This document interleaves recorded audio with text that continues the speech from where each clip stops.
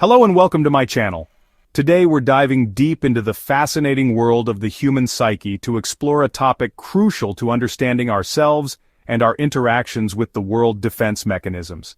These psychological strategies, often operating unconsciously, play a critical role in how we navigate the complexities of life, shielding us from emotional turmoil and preserving our sense of self. Think of defense mechanisms as the mind's intricate system of protection, a way to buffer against the constant barrage of experiences that could otherwise lead to anxiety, fear, or psychic pain. Just as our physical bodies have evolved mechanisms to protect against injury and disease, so too has our psyche developed these unconscious strategies to maintain psychological equilibrium. Over the course of this video, we'll be peeling back the layers on some of the most prevalent defense mechanisms: denial, suppression, and rationalization. Examining how they operate, their potential benefits and drawbacks, and how understanding these mechanisms can offer valuable insights into our own behavior and that of others. Let's start our exploration with denial, perhaps the most readily recognizable defense mechanism. Denial is the mind's refusal to accept the reality of a situation or experience that's too painful or overwhelming to face. Imagine, for a moment, being confronted with a life-altering diagnosis, a betrayal by someone you deeply trust, or the sudden loss of a loved one. These are not mere challenges, they are existential blows that can shatter our understanding of the world and leave us reeling in a sea of unbearable emotions. Denial, in these instances, acts as a psychological buffer, a way to soften the blow and prevent immediate emotional collapse. It's the voice within that whispers, "This can't be happening," or "There must be some mistake," even in the face of undeniable evidence.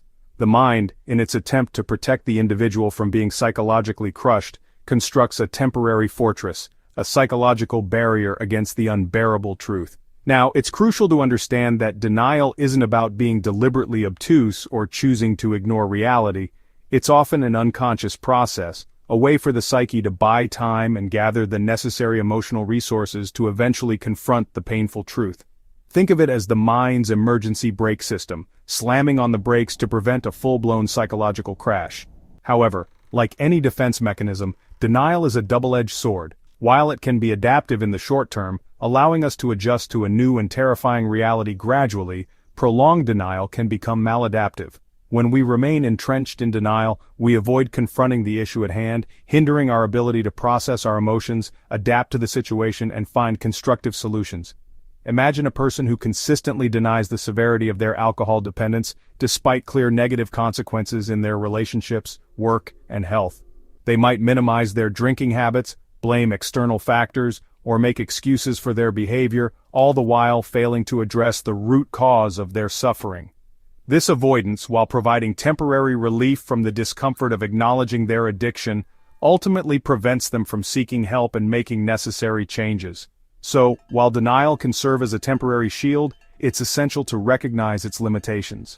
Prolonged denial can trap us in a cycle of avoidance and pain, preventing us from engaging with reality and making the necessary changes for growth and healing. Now, let's shift our focus to another prevalent defense mechanism: suppression. Unlike denial, which operates largely on an unconscious level, suppression involves a conscious and deliberate effort to push unwanted thoughts, feelings, or memories out of conscious awareness. It's the conscious choice to put something out of mind, to bury it deep down, or to simply not go there. Imagine, for example, a student who's just experienced a humiliating public speaking failure. They might consciously try to suppress the memory of the event, pushing aside the feelings of shame, embarrassment, and self-doubt that arise when they think about it. They might distract themselves with other activities, focus on positive experiences, or engage in mental exercises to redirect their thoughts away from the unpleasant memory.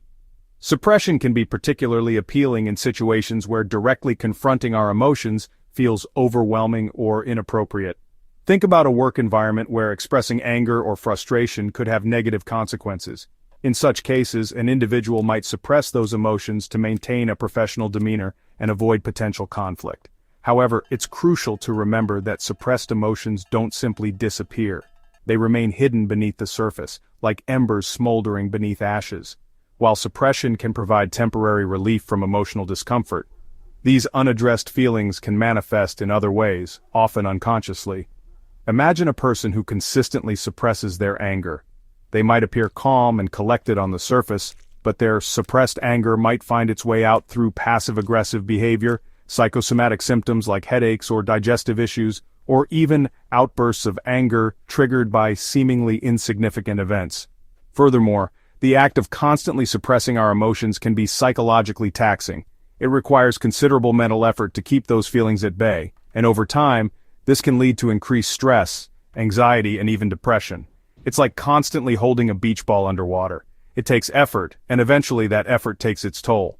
So, while suppression might seem like an effective way to manage difficult emotions in the short term, it's not a sustainable long-term strategy. Ignoring our emotions doesn't make them go away, it merely drives them underground, where they can fester and potentially cause more harm than if we were to face them head-on.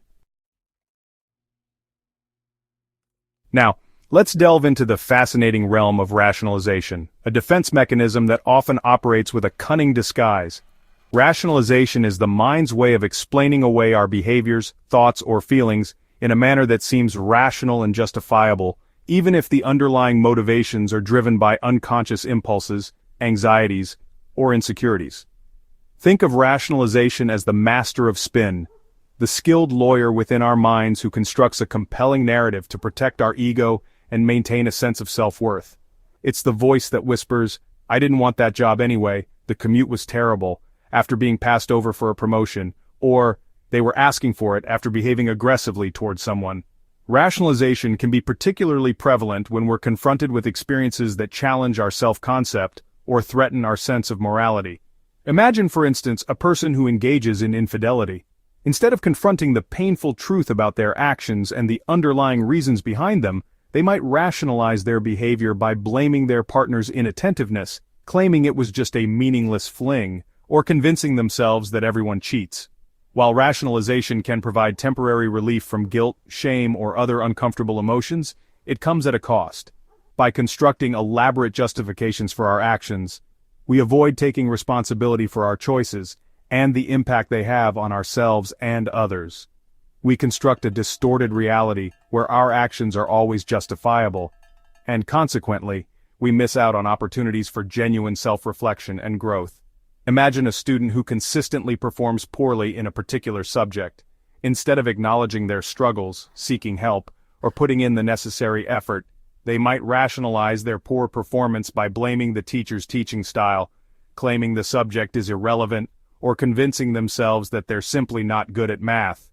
This rationalization, while protecting their ego, prevents them from addressing the root causes of their academic difficulties and ultimately hinders their learning potential. Rationalization, much like other defense mechanisms, highlights the incredible complexity of the human psyche.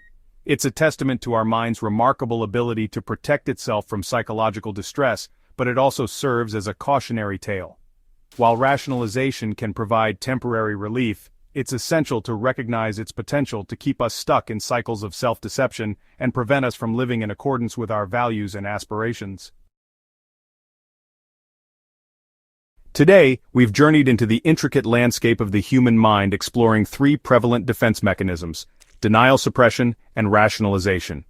These unconscious strategies, while often misunderstood, play a vital role in protecting us from psychological overwhelm and maintaining a sense of stability in a world often characterized by chaos and uncertainty. It's crucial to remember that defense mechanisms are not inherently good or bad. They are tools, and like any tool, their utility depends on how they are used. In the short term, they can be adaptive, providing much-needed relief from emotional distress and allowing us to navigate challenging situations. However, when relied upon excessively or rigidly, they can become maladaptive, preventing us from confronting uncomfortable truths, processing difficult emotions, and ultimately living more fulfilling and authentic lives. I encourage you to reflect on your own life experiences and consider how defense mechanisms might be operating in your own behavior and relationships. Are there patterns of denial, suppression, or rationalization that are preventing you from addressing certain issues or making positive changes? Remember, awareness is the first step towards understanding and ultimately transcending the limitations of our own defense mechanisms. Subscribe to the channel and watch more interesting videos. Thank you.